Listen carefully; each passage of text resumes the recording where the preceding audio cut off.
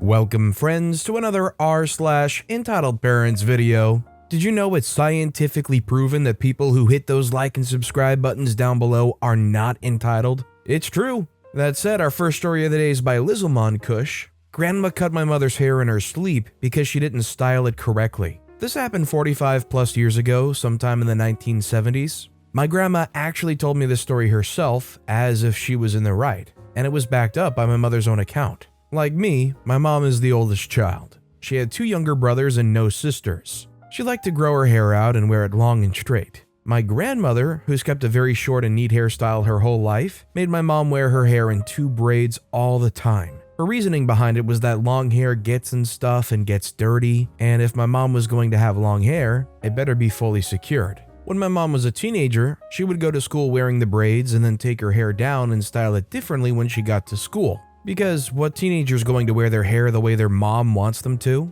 My grandma was a school counselor for a different school in the same district, and for some reason one day she had to go to the high school. She saw my mom with her long hair down and didn't approach her. She pretended not to see her. When my mom came home from school, her hair back in braids, Grandma pretended nothing happened. They went about their business.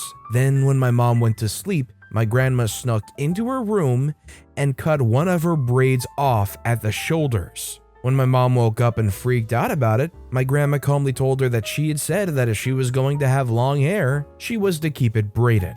My mom ran away from home soon after that. This is just one of the many traumatic experiences my narcissist grandma put my mom through. The crappy part about it is my uncles have a completely different childhood experience. If you enjoyed having your hair long or a certain way, and your own mother went and cut your hair in your sleep because they didn't agree with the hairstyle you wanted to have, would that become a lifelong grudge that you would forever hold against them? Or is it something that could eventually be forgiven? Let me know what you guys think in the comments down below. Our next story is by Cloudy Death Runner. My entitled mother tries stealing my inheritance, ends up dead. I'm 22-year-old male. I have a mother, 54, and used to have a father, 57, and I also used to have a sister, 29. But both my father and sister sadly passed away in a car crash. I was out of town, so I didn't know until my mom called me. I was horrified and immediately took a train to see her.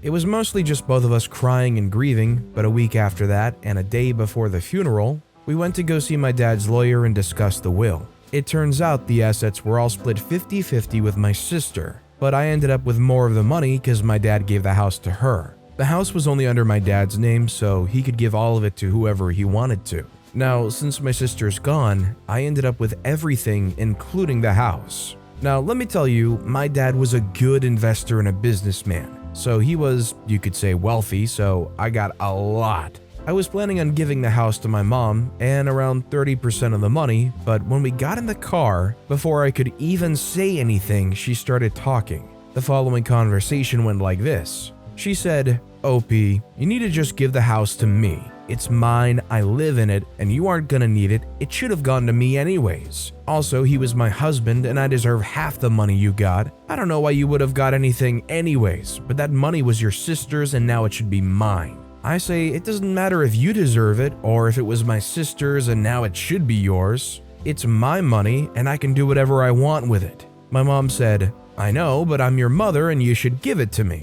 I say, "Can we talk about this after the funeral, please?" She said okay, then we went on with the funeral, but after the funeral, she didn't waste any time and demanded the house and half the money as soon as we got home. I told her straight up no, I was gonna give it to you and 30% of the money, but I don't want to anymore because you're acting like you're entitled to that money. She started screaming at me saying that after everything she's done for me, I won't give her the money that's rightfully hers, and then she threatened to sue me. I told her to go ahead since now I have the money for it, and she doesn't have that much, and surprisingly she did. I got a letter in the mail telling me this. I immediately got a lawyer, and he said he would take care of it, and he did. I won the court battle, and my mom didn't get a cent and actually got in debt for the lawyer fees, which wasn't much since she lost, but was more than she could afford. During this time, I actually got very depressed since I realized my mom never actually loved my dad, at least I don't think. She only loved the money, and since my dad and sister were both gone, also while I was growing up, I was my mom's favorite child, and I would talk to her all the time. So it was really tough after this not talking to her since I still loved her. Also, I ended up letting her live in the house, but she paid the bills and everything and I still own it.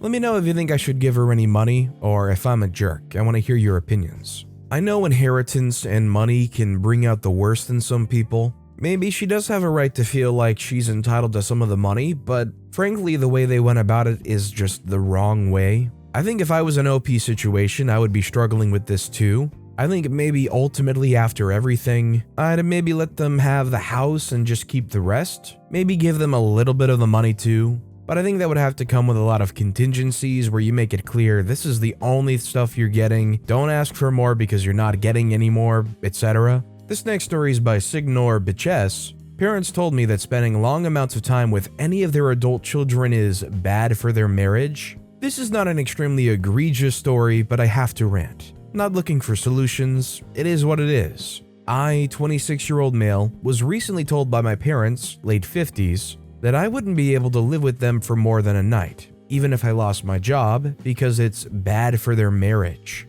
My sister, 29-year-old female, has a chronic illness that forces her to visit my parents for about 1 week at a time to see a specialist in our home city. My parents told me that even my sister spending a week with them is bad for their marriage, and they've put an end to it. This whole conversation started because there might be a lapse in my lease and I might not have a place to live for a few weeks in June. I own a travel trailer, so they said I could live in that at a campground before my new lease starts. I was shocked that even if push came to shove, I wouldn't be able to land at their place for a short while. 2 years ago when COVID hit, my girlfriend, 24-year-old female, and I were displaced. We crashed at a friend's place for 2 months because my parents, who literally own 2 houses, wouldn't allow us to stay at either. My mom told me then, "We would always let you stay with us, but we can't house your partner as well. She's a taker." Okay, whatever. My mom was newly sober, so I didn't think much of it. Well, 2 years later, here we are, and I'm in fact not allowed to stay with them. I quoted my mom back to her. She called me manipulative. My dad shouted at me, and they both told me, "A lot has changed in the last 2 years. We're doing a lot better and living with you is bad for our marriage. We can't live with you at all anymore unless you become very sick or in severe debt."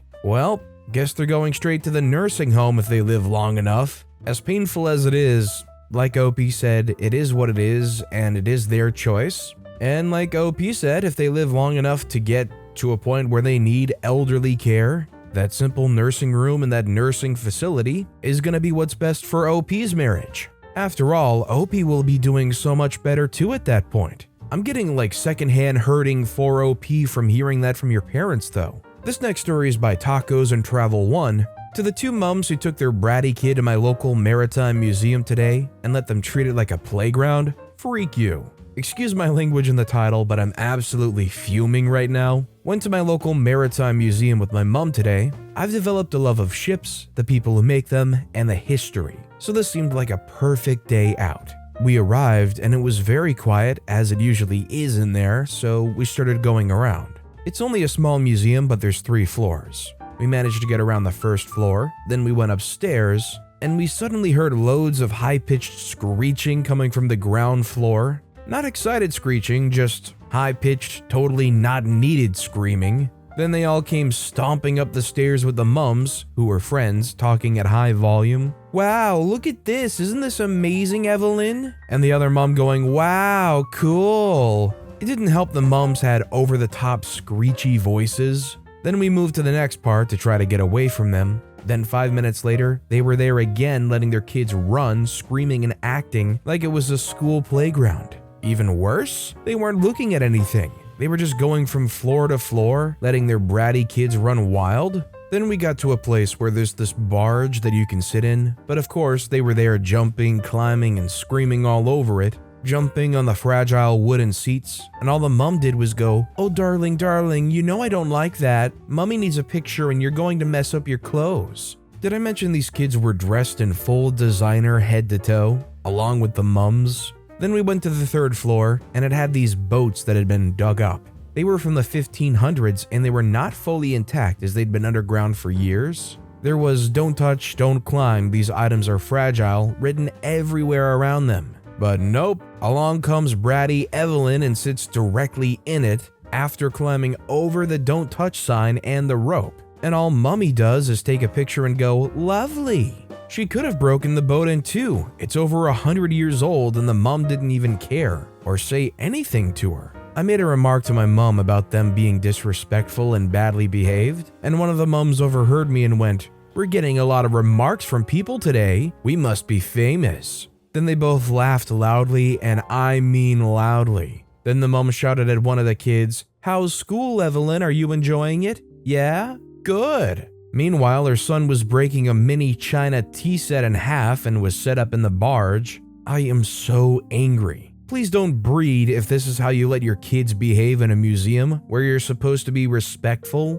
Letting your kids scream, shout, and run around loudly while you talk loudly in a museum about the slave trade is downright disrespectful. I already have anxiety and go to museums because they're usually calm places. These people are the exact definition of, I breed but don't parent. I'm just sitting here wondering, where is security? Where's somebody that's like watching over this museum? If you have a boat from the 1500s like sitting out in like a touchable area, wouldn't there be like somebody always there in the area watching it? Especially with like how loud and kind of quiet everything else was, you would think that there would be some kind of staff there to be like, "Could you quiet down?" or "Could you keep your kids off the displays, please?" This next story is by Great Interest 81, Grandma Throws Kerosene on Mom's Bed. This happened to my mom over 55 years ago when she was a teenager. My mom went out with a friend one night, and on the way to drop her friend off at home, she got the car stuck in the mud.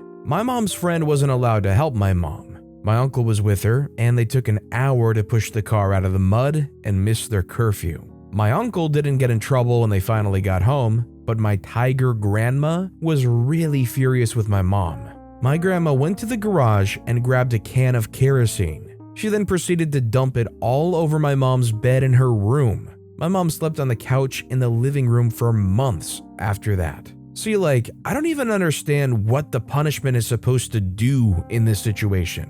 Like, is it to make them more uncomfortable? Like, punish them by sleeping in a less comfortable area? Like, all this entitled mom did was just ruin something that they probably paid for. I might be weird, but I kind of like sleeping on couches. I probably wouldn't even be too bothered by it, except for the fact that, my mom poured kerosene on my bed. And our final story of the day is by Remarkable Car 7176. Entitled parent demands expensive pedigree cat for free, then demands I compensate her for her losses when she returned the cat. Female, 33, am an educational therapist. I help students with learning differences, and for some cases, I go to their homes for our sessions. I also help connect potential cat adopters with shelter cats. I've had cats for 13 years, and I'm on cat number 4. Enter entitled mother, female, mid-40s, of a 16-year-old male student, only child. She asked me about owning a cat, and I very excitedly shared my experiences, gave her the contact of the woman who runs the cat shelter I got cat 4 from.